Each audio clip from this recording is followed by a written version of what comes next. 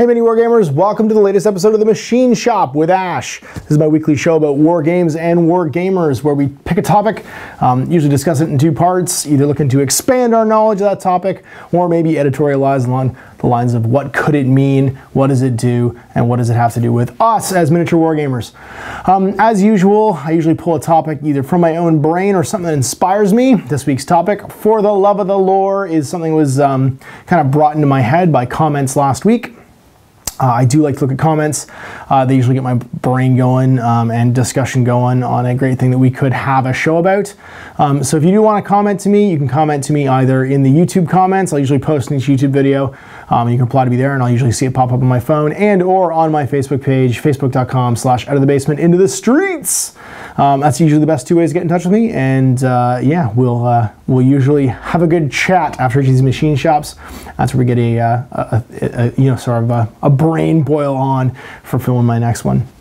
So today we're going to talk about For the Love of the Lore, the stories, the backgrounds, and the things that get us to play miniature games, buy miniature games, and obsess about them.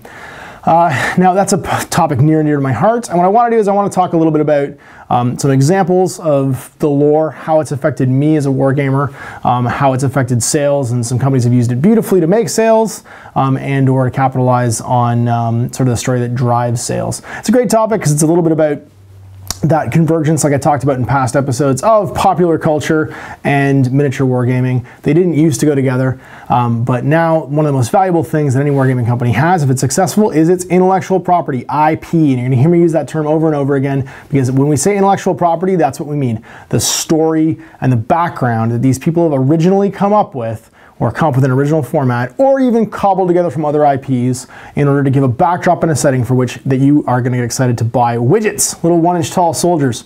If we really conceptualize and expand our minds, everything that we buy as miniature wargamers is product placement, or a product line for that intellectual property, for that story or thing that compels us to buy it. Unless we're classical historical wargamers, in which case those things are usually based on history, fact, and reality. So, pop culture wargamers that we are, let's talk about it. Let's talk about, For the Love of the Lore, fluff and fluff matters in wargaming.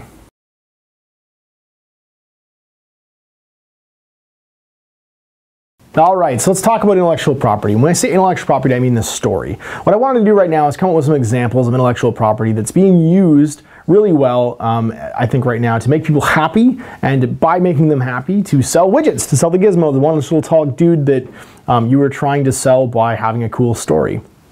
The first one I'd say that is being very successful and being pushed out in the world right now would be the Horus Heresy by Games Workshop for Warhammer 40,000. Now here we're talking about intellectual property that has been around for a long time, but not as long as people think. The first mention of the Horus Heresy that I ever came across was in one of two places. It was either in the Lost and Damned, Slaves to Darkness, one of the two Chaos Compendium books from early fantasy and Rogue Trader. It wasn't in the Rogue Trader rulebook. In Rogue Trader, Space Marines were just genetically modified, actually not even genetically modified, hypno-induced killing machines that were either criminals or orphans or somebody that the Imperium scrapes off the street, puts in a suit of power armor, and makes basically into a super soldier to go into space and fight baddies. There was no, monastic order, knightly sort of goodness about them. They were dudes with bolt guns that were fighting for the Imperium. Kind of like stormtroopers from Star Wars. They were not the chivalrous, noblest sort of space knights of tomorrow. Now, in either one of two places, it was either in Adeptus Titanicus, because you had to have a reason for good Titans to fight good Titans, or it was in Slaves to Darkness that they started to crystallize the idea of the Horus Heresy. Now, these are two of my favorite sort of time periods in 40K, and I was playing games back then. So the story, that kernel of nugget, that kernel of knowledge that was later expanded upon in the 90s through 2nd edition 40K, the Horus Heresy was this huge sort of like defining galactic heroes moment in the intellectual property, was kind of near and dear to my heart. I owned Space Marine, which was the first real sort of full blown expansion or explanation of what the Horus Heresy was. And the reason for that was Space Marine was the infantry expansion for Adeptus Titanicus. So Adeptus Titanicus, you had to have a reason for Titans that were the same class to be fighting each other. Civil War, makes sense. Space Marine, you had the same Space Marines. You had blue Space Marines and green Space Marines. Now why are they fighting each other? They're the same dudes. Well, let's make it easy. The reason the Space Marines are fighting each other is the Horus Heresy. So I was a big fan of that time period because I played tons of Epic and I was playing tons of 40K too.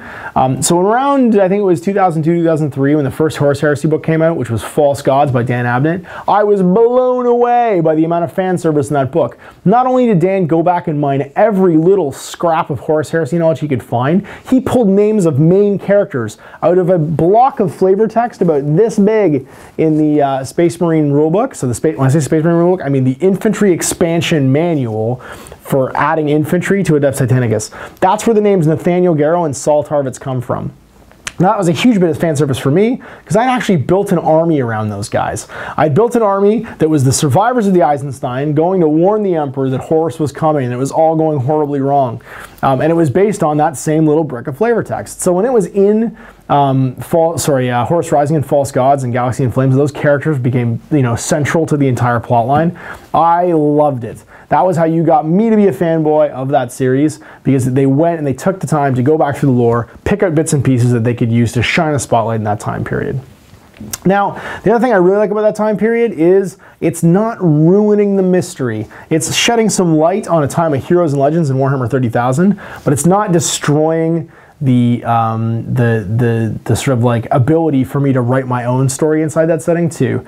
Not the way they did necessarily with Star Wars. Star Wars was awesome. It was a snippet in time, episodes 4 through 6 of the rebellion getting one up on the Galactic Empire.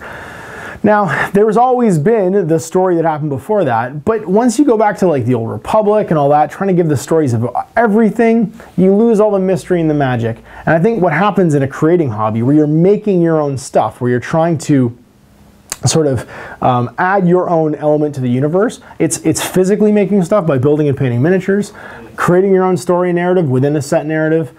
You don't want to know too much about what happens. The Swiss cheese in the story, the holes in the story are what make it compelling. Everybody wants to know what the two legions that are missing from the Legion roster in the Chaos of Space Marines and Chaos Space Marines. Everybody wants to know what happens to them. And they're doing a great job in the Horus Heresy of leaving that stuff a mystery, leaving the holes in the story, and never quite telling you everything you need to know. The other thing that I happen to know is there isn't really a grimoire of answers at Games Workshop. I worked for Games Workshop long enough, and I've talked to enough guys like, writers and stuff like that have worked for Black Library, and of course Alan Merritt, the supreme judge of all knowledge, intellectual property at Games Workshop, to know that there isn't a book of big stories somewhere. There is no answer, but we love hypothesizing about it. The answer isn't written because we don't want it to be written. It can change all the time, and we want to fill it in with our imagination. So great job, Games Workshop. The Horus Heresy is an excellent example of keeping that mystery alive so that we can continue as hobbyists to buy Citadel miniatures and fill up our corner of the universe in the hobby. Now, the reason I know Horus Heresy has been successful too is it's launched whole product lines.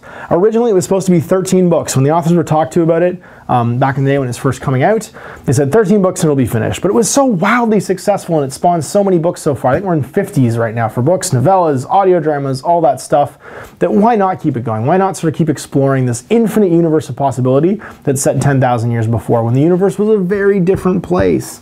It's compelling.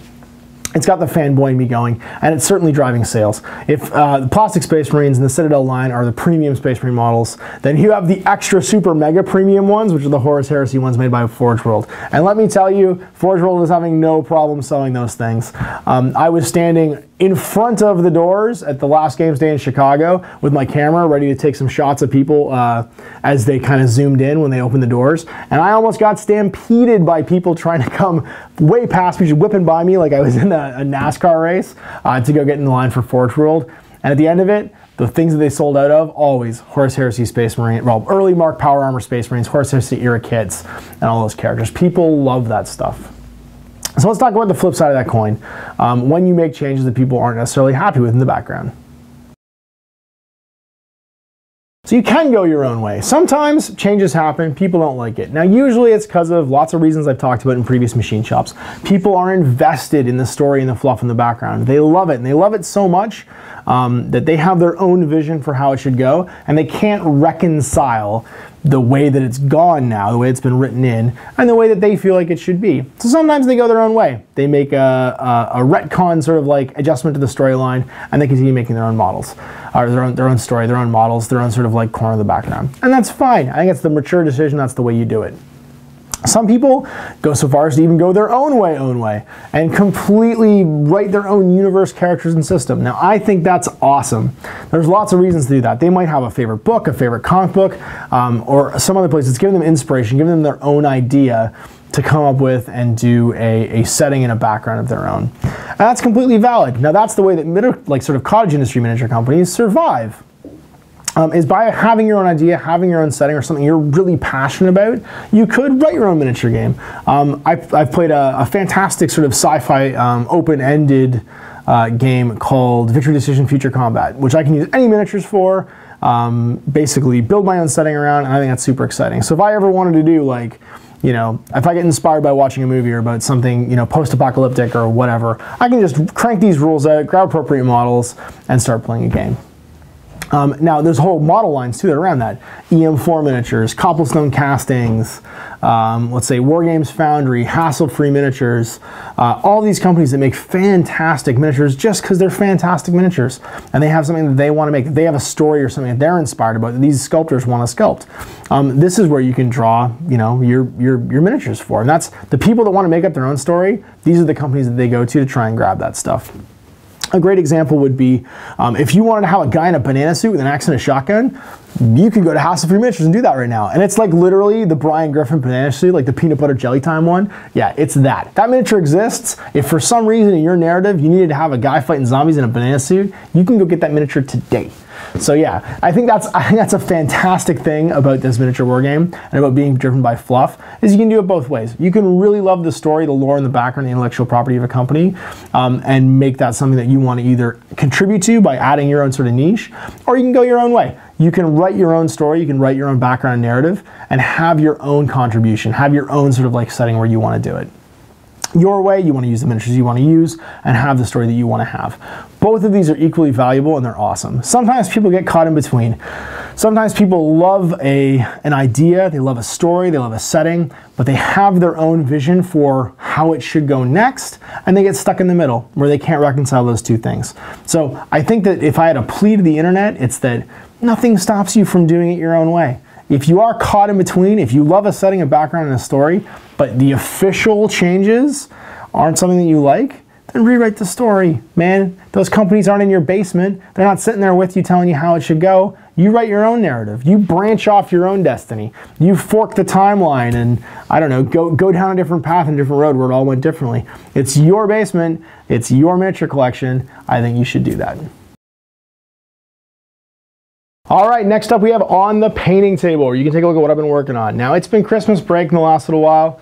I've been on vacation, I've been busy with family stuff. I built some miniatures, I didn't get as much paint as I wanted to do. In fact, right now for 2015, I'm at 0. I got no miniatures done. It's the second week of the month almost, and I have 0 painted miniatures. So I gotta get on that. In fact, I am in miniature debt. If my sort of like, what was it, my New Year's resolution to paint at least twice as much as I bought was to be upheld, I currently owe 2 painted miniatures because I just bought a miniature. So let's take a look at that stuff right now.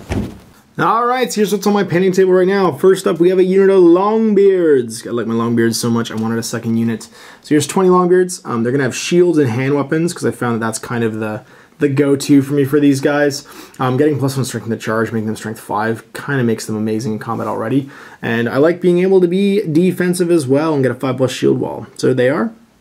I've got some objective crates for Infinity. These are from Custom Meeple, I believe. They're just base coated a sort of like orangey red right now, so I can get to airbrushing them and then pick out some details. And then last but not least, I got some more Ariadne stuff. I was having so much fun playing Ariadne. And you guys will get to see an 012 AAR where I play my buddy Chris. He's my best friend from Toronto. He came down to play me.